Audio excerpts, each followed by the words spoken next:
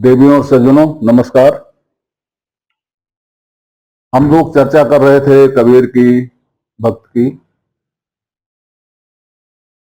कबीर की भक्त के बहुत सारे आयाम हैं और उनमें हम कंफ्यूज हो जाते हैं।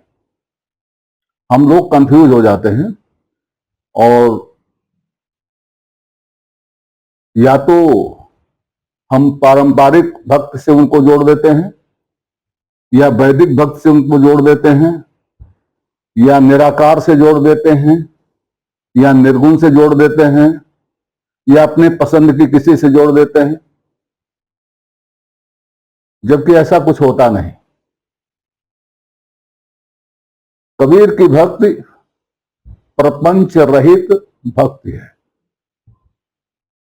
उसमें किसी तरह का प्रपंच नहीं है, सहज है, सरल है, कोई बनाव नहीं उसमें। बहुत प्रसिद्ध भजन है उनका, आप लोगों ने सुना होगा, संतो सहज समाधि भली। सहज का मतलब सरल आसान नहीं होता है। सरल आसान और सहज ये अंतर है इसमें। सहज का मतलब होता है स्वाभाविक, जो हमारे साथ ही उत्पन्न है वह स्वाभाविक है। मनुष्य के साथ स्वाभाविक रूप से क्या उत्पन्न है? मनुष्य एक चिंतनशील प्राणी है। चिंतनशील, वह आगे पीछे की बहुत दूर दूर तक सोचता है। दूसरे जानवर इतनी दूर तक नहीं सोचते। तो ये चिंतन जो है मनुष्य का, मनुष्य को चिंतन एक बहुत बड़ा वरदान है।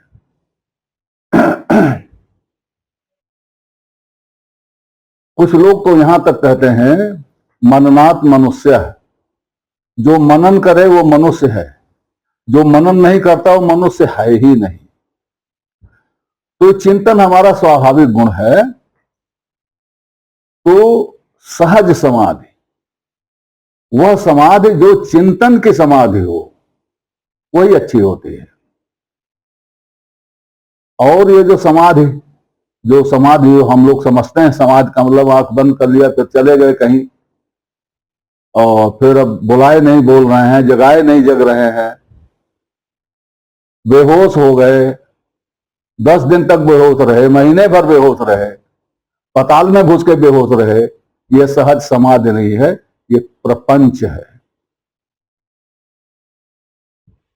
इसी प्रपंच के सहारे लोग ठगी करते हैं। आपने देखा होगा कई लोग ऐसे पकड़े जाते हैं समाधि का बहाना करके, और अंदर क्या क्या रख करके सोते हैं गड्ढे के अंदर। खैर यह अलग की बात है। तो कबीर की भक्त जो है वो प्रपंच रहित है, उनमें किसी प्रकार का प्रपंच नहीं है।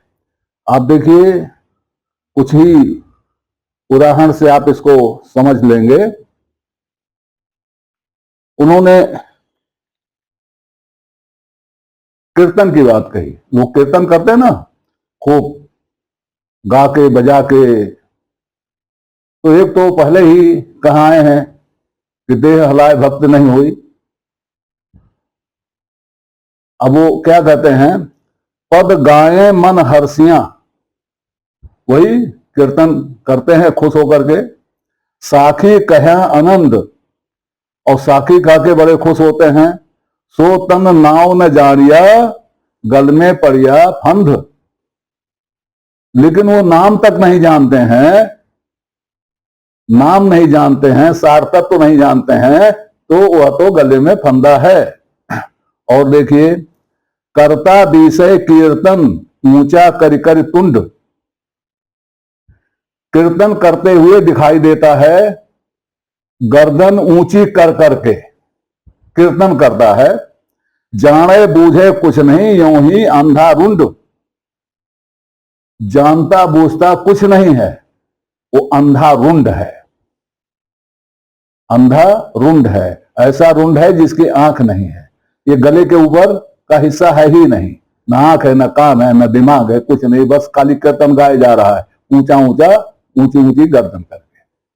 तो जाहिर है जब ऐसी बात कबीर कह रहे हैं तो कबीर की भक्ति ऐसी नहीं होगी, कीर्तन वाली भक्ति नहीं होगी, किसी तरह का छल छद्म नहीं है। अगर आप कबीर वाणी पढ़ेंगे तो आप उसमें पाएंगे कि पदे पदे उन्होंने छल छद्म की निंदा किया है, प्रपंच की निंदा किया है। जहां कहीं प्रपंच दिखाई देता है कबीर उसकी निंदा करते हैं। सीधा सरल सहज जो हो वही भक्ति है। कबीर की भक्ति अन्वेषी है, वो ऐसे मान के नहीं चलती, अन्वेषण करती है, अन्वेषण करके संतुष्ट होती है तब उसको मानती है। वह किसी भी कार्य में कार्य कारण व्यवस्था देखती है। अगर कार्य कारण व्यवस्था नहीं है तो कबीर उस भक्ति को नहीं मानते। वो कबीर जो है उसको चोचलापन मानते हैं। उदाहरण बहुत हैं, एक उदाहरण दूंगा। वो ऐसा कुछ बनाते हैं, कभी तो है ही, कि जैसे वो घर के अंदर हैं और बाहर से कोई पुकार रहा है, कोई राम बाहर से पुकार रहा है। हो सकता है किसी ने कबीर से कहा हो कि ये कहता तो है कि कोई है नहीं, लेकिन अगर कोई सामने आ जाए तो दौड़ के मिलेगा, पैरों पे गिर जाएगा ये कबीर। तो शायद इसी के नहीं नहीं मैं पैरों पे गिरने वाला नहीं हूं, इसीलिए शायद ये साखी कही हो कबीर ने, द्वारे तेरे राम जी मिलो कबीरा मोह। हे कबीर तुम्हारे दरवाजे पे राम जी हैं, राम जी हूं, तुम आके मुझसे मिलो। कबीर जवाब क्या देते हैं, तैं तो सब में मिल रहा, मैं न मिलूंगा तो। जब तू मेरे दरवाजे तक आ गया, जब तू बोल रहा है, जब तेरी चाहना है कि कोई हमसे मिले, तो तू कैसा राम? मेरा राम तो मेरे अंदर ही है, तू बाहर कहां से आ गया? मैं तुझसे नहीं मिलने वाला। तो यह अन्वेषी भक्ति है कबीर की। वो बिना कार्य कारण व्यवस्था के वो कुछ नहीं मानते। अगर राम जी भी आ जाएं शरीर धारण करके और कबीर को बुलाएं तो राम जी से, उस राम जी से कबीर मिलने वाले नहीं हैं, क्योंकि उनके राम जी बिना किसी कारण के और बिना किसी व्यवस्था के इस तरह से उत्पन्न होने वाले नहीं हैं। तो कबीर की भक्ति के ये आयाम जो हैं मैं बता चुका हूं कि कबीर की भक्ति निर्मल है, निर्मलता चाहती है। निर्मलता किसकी? आंतरिक निर्मलता, मन की निर्मलता, बाहर की निर्मलता नहीं, मन की निर्मलता। इसके बारे में बहुत कहा है कबीर ने कि तुम्हारे गंगा नहाए से क्या होता है, नहाए धोए से क्या होता है? नहाए धोए पावन हो जाए, नहाए खोज पावन हो जाए, विष्णु भगत देखत दुख पाए। तो ऐसे तुम्हारे नहाने धोने से क्या फायदा है? तो बाहर की स्वच्छता नहीं, वो आंतरिक स्वच्छता की बात करते हैं। और तत्वमयी भक्ति, उनकी भक्ति तत्व ज्ञानमयी है। सूरत समानी सूरत में, सूरत समानी निरत में, अजपा में है जाप। सूरत निरत में समा जाए और जाप अजपा में हो जाए, तब आपके दर्शन होते हैं। पहले ही बता चुके हैं, सब संबद्ध है, एक से एक सब संबद्ध है। कहीं कोई ऐसा नहीं है कि ये चैप्टर अलग है, एक चैप्टर अलग, एक चैप्टर अलग है। कबीर वाणी के सारे चैप्टर सब संबद्ध हैं एक दूसरे से। जहां बोल तहां अक्षर आवा, अक्षर होई के मन ही दृढ़ावा, बोल अबोल मध्य है सोई। बोल अबोल के बीच में है वो। अजपा और जाप दोनों के बीच में है वो। तो दोनों के बीच में होने से क्या होता है वो आगे बताएंगे। तो और थोड़ा गुड़ भी है कबीर की भक्त। एक जगह वो कहते हैं, हौ सबहिन में हौ ना हौ, मोहि अलग मोहि बिलग बिलग बिलगाइल हो। हौ सबहिन में, मैं सब में हूं, हौ ना हौ, अहंकार में नहीं हूं, और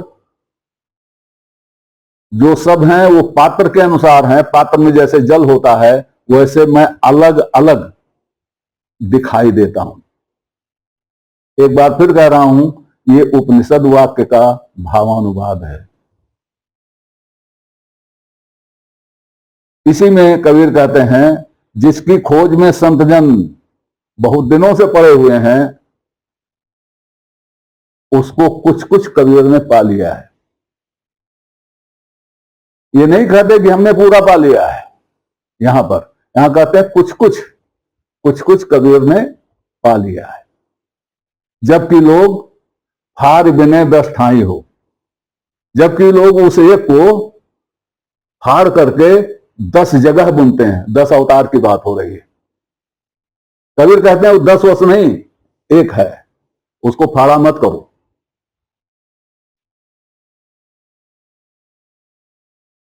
अब एक मुख्य बात, कबीर की भक्ति मध्य मार्गी है। मध्य मार्ग क्या होता है? साधारण भाषा में समझिए, अति का भला न बोलना, अति की भली न चूप, अति का भला न बरसना, अति की भली न धूप। जहां अति का वर्जन हो जाए, सभी प्रकार की अतियों का वर्जन हो जाए, वो मध्य है। अति सर्वत्र वर्जयेत, ये कहा भी गया। तो कबीर सभी जगह अति के विरुद्ध हैं, वह मध्य मार्गी हैं। अब मध्य एक वैसे स्थान को कहते हैं जहां से आपको दोनों ओर बराबर दिखाई देता है, दूरी बराबर होती है। दोनों चीजों को, आपके दाएं बाएं जो भी हैं, उनको आप एक नजर से एक समान देख सकते हैं। अगर आप मध्य से बाएं हट गए तो आपको बायां ज्यादा ही दिखाई देगा, दायां कम दिखाई देगा। अगर दाएं हट गए तो दायां ज्यादा ही दिखाई देगा, बायां कम दिखाई देगा। तो आप न्याय नहीं कर पाएंगे। मध्य में रहेंगे, दोनों बराबर दिखाई देंगे, तो आप न्याय कर पाएंगे दोनों के बीच में। अब ये तो हुआ सपाट मध्य की बात।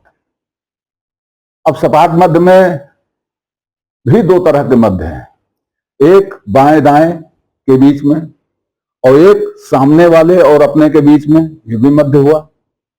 तो जैसे कोई चौकोर मैदान हो, उसके बीचों बीच दोनों तरफ से रेखाएं खींची जाएं, तो जो रेखा बिल्कुल जो जहां दोनों रेखाएं काटेंगी, वह उस चौकोर प्लाट का मध्य बिंदु होगा। इसी तरह से गोला है, कोई गोला तो गोले का मध्य क्या होगा? गोले का मध्य यह होगा, ऊपर से नीचे उसमें छेद करो और उसके व्यास से व्यास तक छेद करो, जहां दोनों मिल जाएं वो उसका गोले का केंद्र होगा। तो वहां रह करके आप पूरा गोला देख सकते हो, पूरे गोले के हर चीज से आपकी दूरी बराबर है, आप सबको समान देख सकते हो, न्याय कर सकते हो, चिंतन मनन कर सकते हो, एक दूसरे की खोट कसर देख सकते हो। लेकिन अगर जरा सा दाएं बाएं हुए तो आप खोट कसर नहीं देख पाओगे। ऐसे ही मध्य का मैंने जो बताया, समतल का, ऐसे ही हम हैं। वेद में कहा गया है, हम लोग लतीफे में सुनते हैं कि बीरबल से पूछा गया कि पृथ्वी का मध्य कहां है, तो गधा लेकर चले गए और वो रस्सी वस्सी बांध के, और 6 महीने बाद लौट के आए और एक खूंटा गाड़ दिया, कहा पृथ्वी का मध्य यही है। तो उन्होंने नापने का उपक्रम किया